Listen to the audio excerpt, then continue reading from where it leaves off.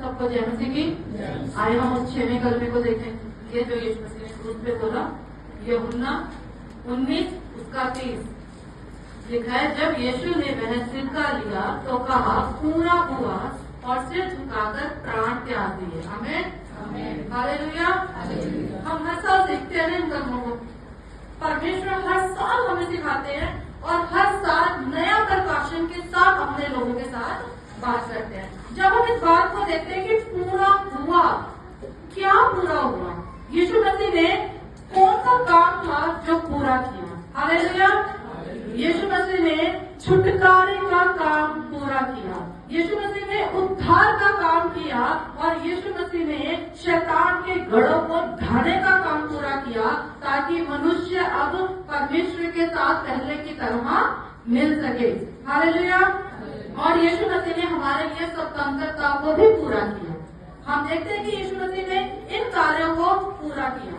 और इस बात को जब हम देखते हैं कि पूरा हुआ, ग्रीक भाषा में, ग्रीक लैंग्वेज में इसको बोलते हैं टेटलेस्टाई।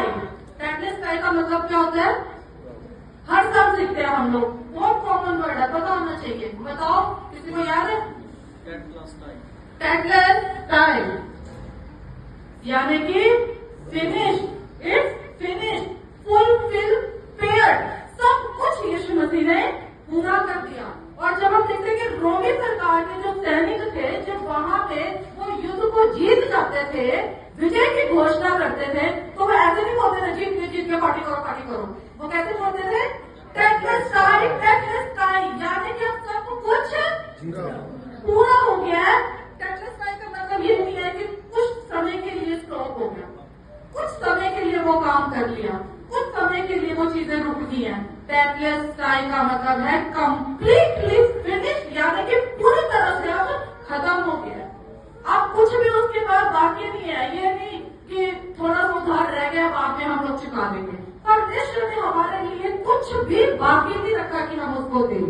यीशु मसीह ने सब कुछ पूरा कर दिया, यानी कि टेटलेस्टाई। हालेलुया।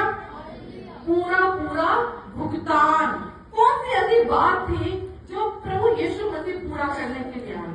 और टेटलेस्टाई का मतलब है विजय के साथ घोषणा करना, विजय के साथ। जैसे हम लोग हालेलुया के नारे लगाते हैं, ऐसे हमें टेटलेस्टाई के भी नारे लगाने चाहिए ताकि हमेशा हम याद रखें और शैतान को नीचा दिखा सके कि अब हम क्या है? विजयी है। टेटलेस्टाई, टेटलेस्टाई, बस इतना सा। आपके लिए यीशु मसीह क्रूस पे चढ़ के खून बार बार बह रहा है, टेटलेस्टाई भी नहीं बोल पा रहे हो। दोनों हाथों को सर के उठा के बोले टेटलेस्टाई, अब हम विजयी हैं, अब कोई कर्ज बाकी नहीं रहा है, सब कुछ पूरा हो गया। आमीन। अब देखेंगे कि कौन सी बात रह गई थी जो पूरी हुई है। मैं आपको कोई भी वचन नहीं पढ़ाऊंगी क्योंकि आप सब वचन पढ़ने वाले हैं, आप सब बहुत अच्छी तरह से परमेश्वर के वचनों को जानते हैं, कौन सी बात कहाँ लिखी हुई है। बाद में अगर फिर भी डाउट रहेगा तो पूछ लेना, मैं बता भी दूंगी। पर यहाँ पे मैं आपको शॉर्टकट में बताना चाहती हूँ कि जब आदम और हवा को परमेश्वर ने बनाया तो एक मकसद से बनाया था। आदम को क्यों बनाया परमेश्वर ने? ताकि परमेश्वर की वो क्या करे? संतति करे। और सब चीजों को परमेश्वर ने बनाया शब्द के द्वारा। और परमेश्वर को अच्छा नहीं लग रहा था कि जब आदम अकेला था, परमेश्वर कह रहे थे मैं इसके लिए भी सहायक बनाऊंगा। और वहां पे जितने जीव जंतु थे कोई भी उसके साथ मैच नहीं करता था।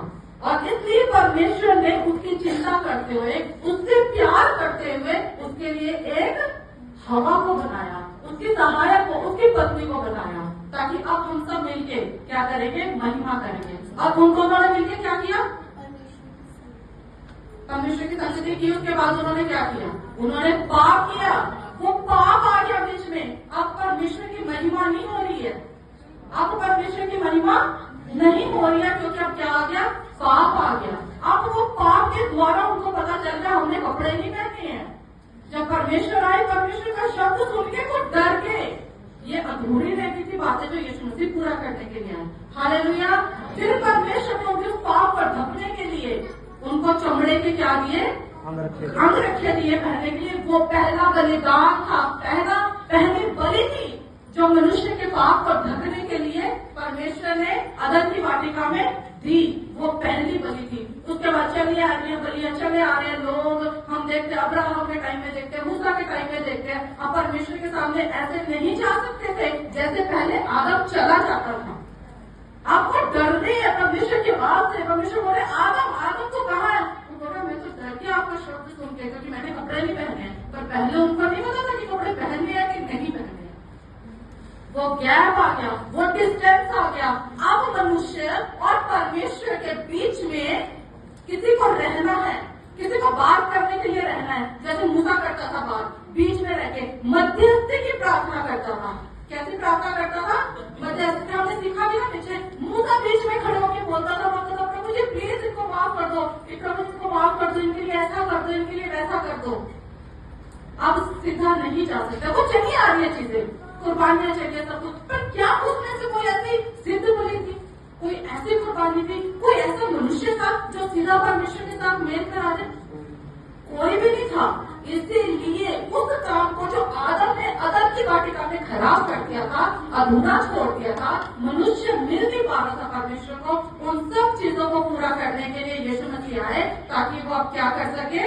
घोषणा कर सके टेटलेस टाई, ताकि विजय के साथ सब कुछ पूरा किया जा सके। हमें यहाँ पे संसारिक रूप से, अभी तक हमने आत्मिक रूप से सीखा कि यीशु मसीह के बारे में सीखा, वचनों से सीखा, पर बाइबल हमें शारीरिक रूप से भी सिखाती है और आत्मिक रूप से भी सिखाती है। जब हम शरीर में देखते हैं कोई व्यक्ति मर जाता है तो लोग बोलते हैं पूरा हो गया, है ना? फोन आता है कई बार, पुराना बंदा क्या हो गया?